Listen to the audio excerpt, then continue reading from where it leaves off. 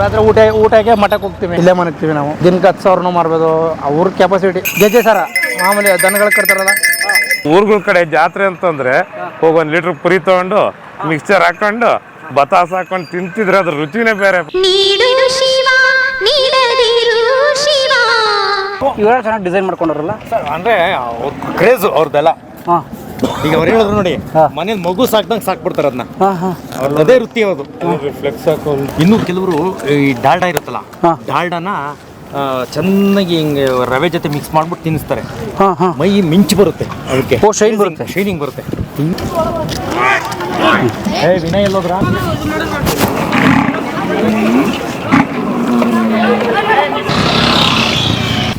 Sir ಇದು ಯಾವ ಜಾಗ ಸರ್? ಇದು ಮಠದ ಜಾಗನೇ ಇದು.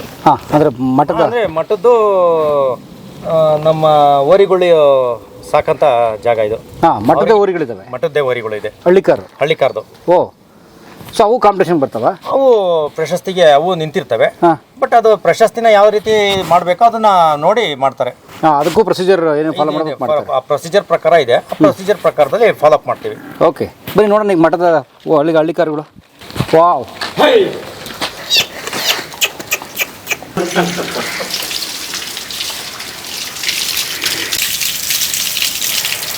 ಡೈಲಿ ಸ್ನಾನ ಮಾಡಿಸ್ತೀರಾ ಸರ್?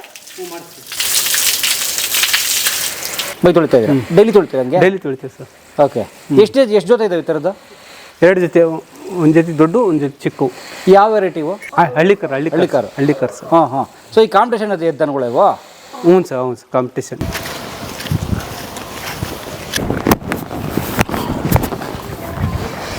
ಇದು ಜನರಲ್, ಇಲ್ಲಿ ಸ್ಟಾಲ್ ಹಾಕಿರೋರಿಗೆ ಮತ್ತೆ ನೈಟ್ ಬಂದಂಥ ಪಬ್ಲಿಕ್ಗೆ ಇಲ್ಲಿ ವ್ಯವಸ್ಥೆ. ಓಕೆ, ಅದೇನು ಅನ್ನ ಬೈತಾರದ? ಸಾಂಬಾರು ಬೈತದೆ. ಓಕೆ,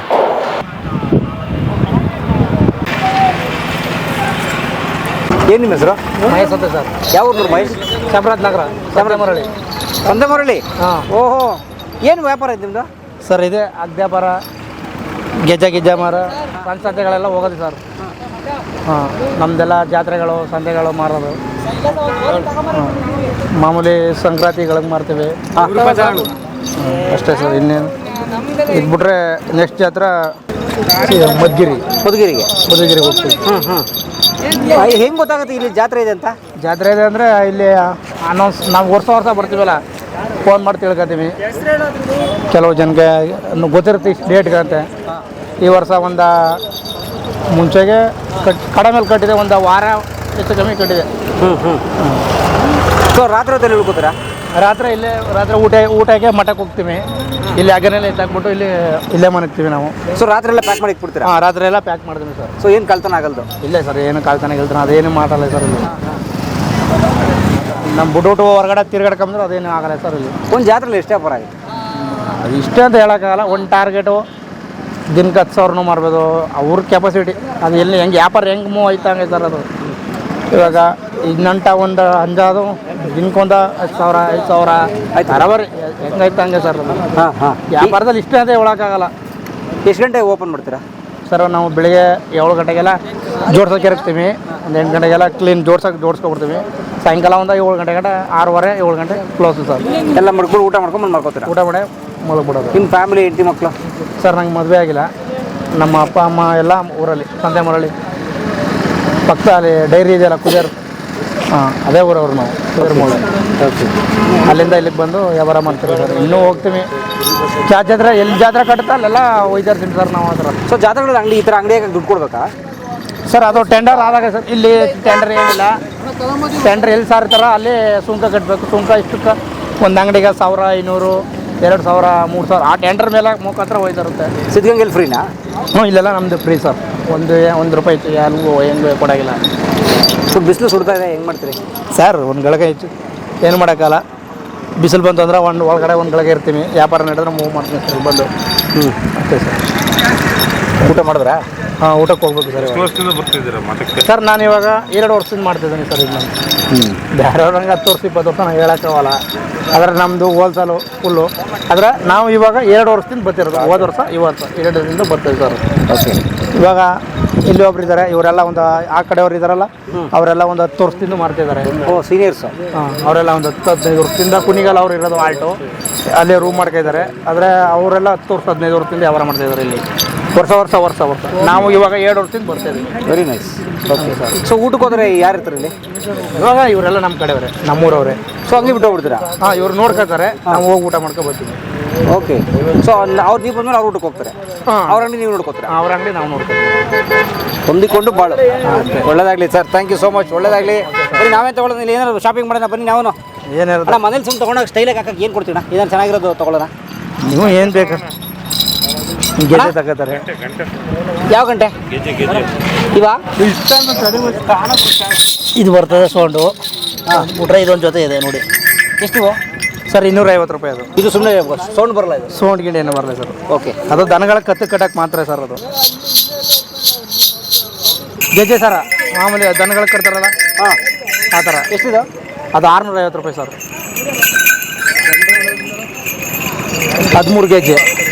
13 ಕೆ ಜಿ ಅದು. 13 ಗೆಜ್ಜೆ ಇದು. ಹೆಂಗಿದೆ ಸರ್ ಇದು?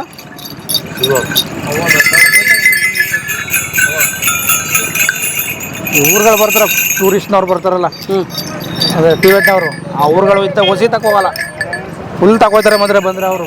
ಓಕೆ. ಇದು ಬಿದ್ದೋಗಲ್ಲ? ಇಲ್ಲ ಸರ್ ಬಿದ್ದೋಗಲ್ಲ. ಅದು ಫುಲ್ಲು ಇಲ್ಲಿಂದ ನೇಣಿದಿರ್ತಾರಲ್ಲ, ಇದರ ಸಿಕ್ಸಿಲ್ಲ ಇವಾಗ. ಇಲ್ಲಿಂದ ನೇಣಿದಿರ್ತಾರೆ ಅವರು. ಇದು ಮಾಮೂಲಿ ಇದರ ಸಿಕ್ಸಿದ್ರೆ ಕಳ್ಕೊಬಿಡ್ತದೆ. ಆ ಥರ ಮಾಡಲ್ಲ. ಮೊದಲು ಬೇಕಾಬಿಟ್ಟಿಲಿ ಮಾಡ್ತಿರೋ ಸೇಲ್ ಆಗಲಿಲ್ಲ, ಅದರಿಂದ ನಾವು ಈ ಥರ ಮಾಡ್ಸೋಕ್ಕಿರೋದು. ಟೈಟಾಗಿ ಮಾಡ್ತಾರೆ? ಟೈಟಾಗಿ ಸರ್. ನಾನೇ ಹೊಸ ಥರ ಹಾಕೊಂಬಿಡೋದು. ಹಾಂ ಥ್ಯಾಂಕ್ ಯು. ಪರಮಣ್ಣ, ಹಾಂ ನನಗೆ ಗೆಜ್ಜೆ ಕೊಡಿಸಿದ್ರಿ. ಹಾಂ ನಾನಿವಾಗ ನಿಮಗೆ ಜಾತ್ರೆಗೆ ಬಂದಾದ್ಮೇಲೆ ಪುರಿ ಬತಾಸ್ ತಿನ್ಲೇಬೇಕು. ನಮ್ಮ ಊರುಗಳ ಕಡೆ ಜಾತ್ರೆ ಅಂತಂದ್ರೆ ಹೋಗಿ 1 ಲೀಟರ್ ಪುರಿ ತಗೊಂಡು ಮಿಕ್ಸ್ಚರ್ ಹಾಕೊಂಡು ಬತಾಸ್ ಹಾಕೊಂಡು ತಿಂತಿದ್ರೆ ಅದ್ರ ರುಚಿನೇ ಬೇರೆ. ನಮ್ಮನೆ ನಾವೇನು ಪಾಪ ಮಾಡಿದ್ವಿ, ನಾವು ತಿಂತೀವಿ. ನಮ್ದು ದೊಡ್ಡಬಳ್ಳಾಪುರ. ಏನು 3 ಥರ ಅವಲ್ಲ? ಏನಿವು 3-4 ಥರ? ಇದು ಉಪ್ಪಿನ ಪುರಿ, 2 ಸಪ್ಪೆ. ಇದು ಉಪ್ಪಾ? ಹಾಂ. 2 ಸಪ್ಪೆನಾ? ಸಪ್ಪೆ ಪುರಿ ಯಾರು ತೊಗೋತಾರೆ? ಸಪ್ಪೆ ಪುರಿ ಅದೇ ಚುರ್ಮುರಿ ಬೇಲ್ಪುರಿ ಮಾಡ್ತಾರಲ್ಲ ಅದು. ಹೌದು. ಹೆಂಗೆ 1 ಲೀಟ್ರು? ಇದು 20 ರೂಪಾಯಿಗೆ 3 ಸರ್. ಇದನ್ನ ಮರ್ತೇ ಬಿಟ್ಟವ್ರೆ ಜನ. ಬತಾಸ್ ಅಂತ ಹೇಳ್ಬಿಟ್ಟು ಜನ ಈ ನಡುವೆ ಮರ್ತೇ ಬಿಟ್ಟವ್ರೆ ಅಲ್ವಾ?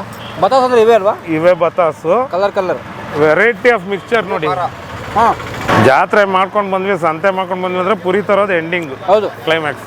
ಈಗ ನಮ್ದು ಎಂಡಿಂಗ್ ಕ್ಲೈಮ್ಯಾಕ್ಸಾ? ಅಲ್ಲ, ಮುಂಚೆದು ಹೇಳ್ತಿದ್ದಿದ್ದು. ಹೌದಾ? ಇದೇ ಸಿದ್ಧಗಂಗೆ ಜಾತ್ರೆ ಅಂತ ಲೆಕ್ಕ.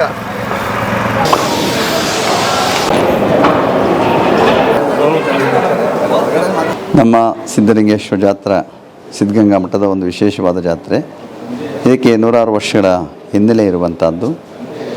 ಇದು ಉದಾನ ಶಿವರ ಕಾಲದಿಂದಲೂ ಕೂಡ ನಡ್ಕೊಂಡು ಬರ್ತಾ ಇದೆ. 100 ವರ್ಷಗಳ ಮೀರಿ ಇದನ್ನು ಪ್ರತಿ ವರ್ಷವೂ ಕೂಡ ಶಿವರಾತ್ರಿಯ ಸಂದರ್ಭದಲ್ಲಿ, ಶಿವರಾತ್ರಿ ಆದ ಮಾರನೇ ದಿವಸ ಇದು ಸಿದ್ಧಲಿಂಗೇಶ್ವರ ರಥೋತ್ಸವ ನಡೆಯುವಂಥದ್ದು. ಒಟ್ಟು 10 ದಿವಸಗಳ ಕಾಲ.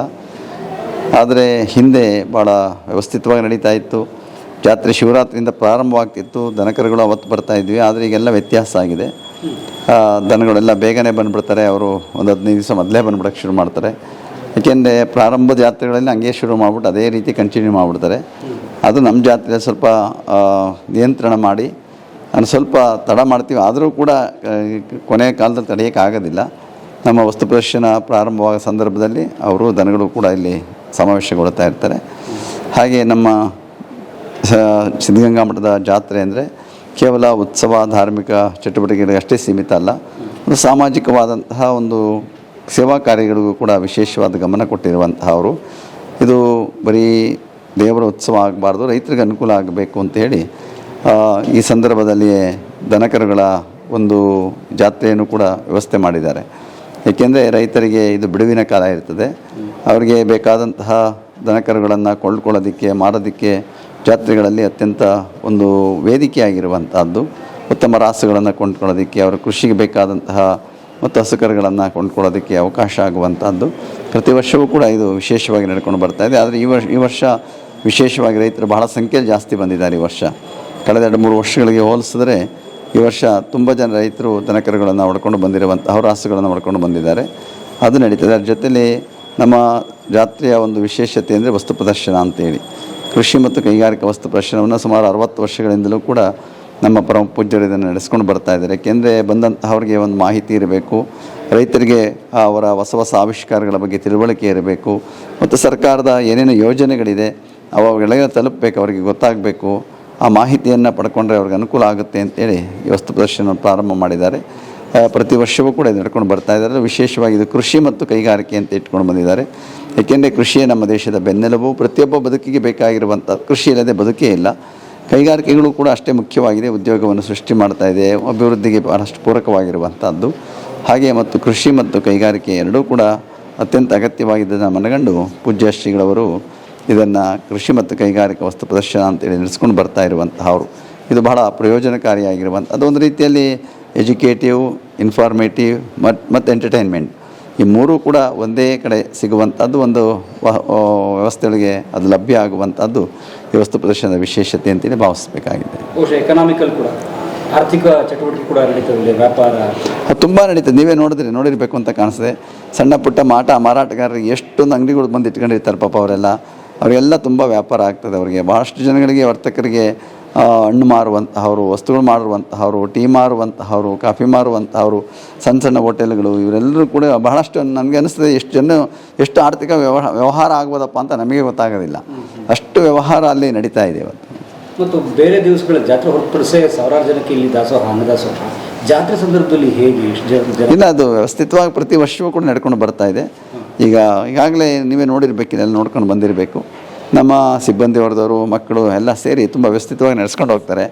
ಅದಕ್ಕೆ ಯಾವ ಕೊರತೆ ಆಗೋದಿಲ್ಲ. ಇನ್ನೂ ಲಕ್ಷಾಂತರ ಜನಕ್ಕೆ ಇಲ್ಲಿ ದಾಸೋಹ, ಎಷ್ಟೇ ಜನ ಬಂದರೂ ಕೂಡ ನಮ್ಮ ಮಕ್ಕಳು ನೋಡ್ಕೋತಾರೆ, ನಮ್ಮ ಶಿಕ್ಷಕವೃಂದದವರು, ನಮ್ಮ ಸೇವಾ ಸಿಬ್ಬಂದಿಗಳೆಲ್ಲ ಚೆನ್ನಾಗಿ ನೋಡ್ಕೋತಾರೆ. ಎಲ್ಲರೂ ಚೆನ್ನಾಗಾಗಲಿ ನಮ್ಮ ಪ್ರಾರ್ಥನೆ. ಒಟ್ಟಾರೆ ಸ್ನೇಹಿತರೆ, ಇದು ಸಿದ್ಧಗಂಗಾ ಮಠದ ಜಾತ್ರೆ ಪ್ರಯುಕ್ತ ನಾವು ಮಾಡಿದಂಥ ಒಂದು ವಿಶೇಷವಾದ ವಿಡಿಯೋ ಸರಣಿ ನಿಮ್ಗೆ ಇಷ್ಟ ಆಗಿದೆ ಅಂತ ಭಾವಿಸ್ತೀನಿ.